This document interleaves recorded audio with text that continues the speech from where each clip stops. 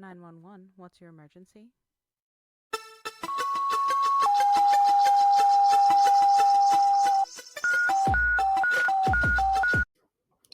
The following content is graphic, emotional, and includes dark humor that may not be suitable for all listeners. Discretion is advised. These stories are based on real-life EMS, military, and healthcare experiences. Calls are real, providers are real, names and details have been changed to protect privacy.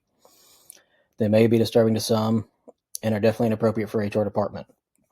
Any medical or mental health discussion is personal experience, not protocol. Use your damn brain. Follow your local guidelines, and when in doubt, call med control. If you're struggling, don't do it alone. Talk to someone, a coworker, a friend, a therapist, or hell, reach out to me. I'll answer.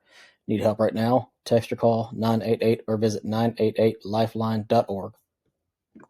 I've seen people that I work with who, the thought of talking about what happened to them, that one thing that they just can't stop thinking about or showing up in their nightmares, they thought they would never talk about it. And by the end of treatment, it's the best compliment I can ever get. They're bored of talking about it. Can you imagine the worst thing that's ever happened to you for maybe decades you've been running from, and then by the end of a round of therapy, it's, can we stop talking about this? Because this is getting old, man.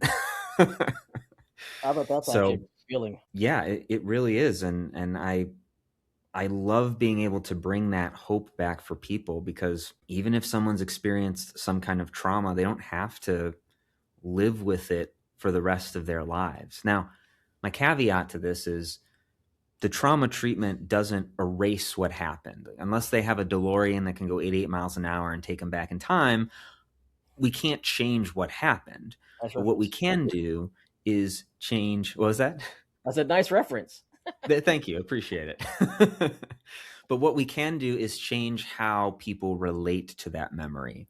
So, for instance, instead of, say, a Vietnam veteran looking out into the woods every time they see woods, freaking out because it takes them right back to the jungles, they can look at woods and they might feel uncomfortable, but their nervous system isn't jumping into that fight or flight state, freak out, I'm unsafe.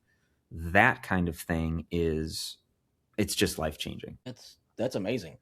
And it sounds like you've done this quite a bit. Like you said, you 15 years. So have you ever had someone come to you and just say, I have no other options. I have no options other than offing themselves or what have you.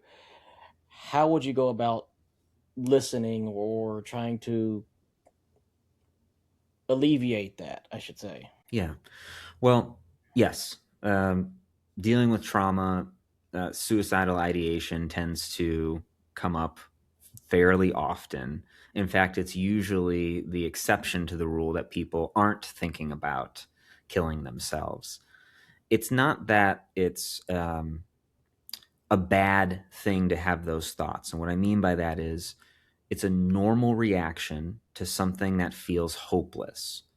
But the thing that I work with people on is, listen, this is a very permanent solution to what might be a temporary problem. You might not have had the education. You might not have had the knowledge about PTSD trauma treatments. You might have just felt like there is no hope.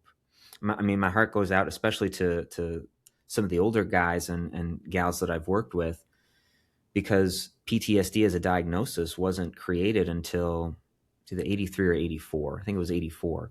So before that was shell shock syndrome. And well, if I didn't go to Vietnam, I didn't have shell shock syndrome. So they just kind of had to sit with that for who knows how long. Even I know some people really like him, but I never really got into George Carlin all that much.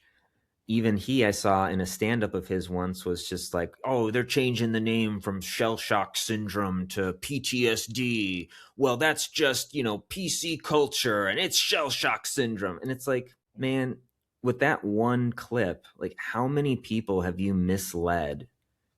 Not maybe maliciously, but just because he was trying to be funny or make a joke, where people who actually could have gotten help were just like, yeah, that's right.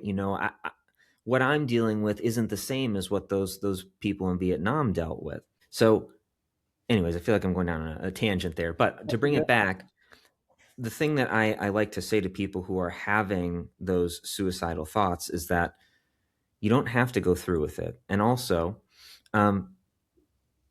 give me X number of weeks, depending on the treatment that you select, right? Like, I want you to live. I want you to get your life back. It's not going to be an easy treatment. I don't bullshit people that I speak to. And this is going to be the second hardest thing that you ever do. The first being living through the trauma itself. Even still, if you've already done the hardest part, then you can do this. Give me X number of weeks and let's see how you feel after that. But don't just jump into, well, okay, I haven't found anything that helps me up to this point, so it's better to just end it all. I mean, I've also worked with people who are, for lack of a better word, the survivors of someone who did kill themselves. And it's devastating, what that suicide can do.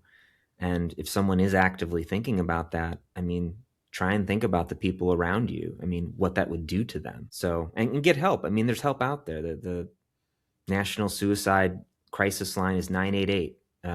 If you're a veteran, press 1, and you get the Veterans Crisis Line. So don't make a permanent solution to something that may actually have a fix. If you think it's too heavy to say it anyway. It beats a eulogy. You don't have to apologize for surviving however you can. You're not the reason things are heavy. You're the reason they're still moving. Need support right now? Reach out to me. Reach out to somebody. Text or call 988 or visit 988lifeline.org. You're not alone. Not in this job. Not in this fight. Want to share your story or connect? Visit critical-run.com or message the Facebook page, Dispatched and Dysfunctional. We're building this for you, for them, for all of us.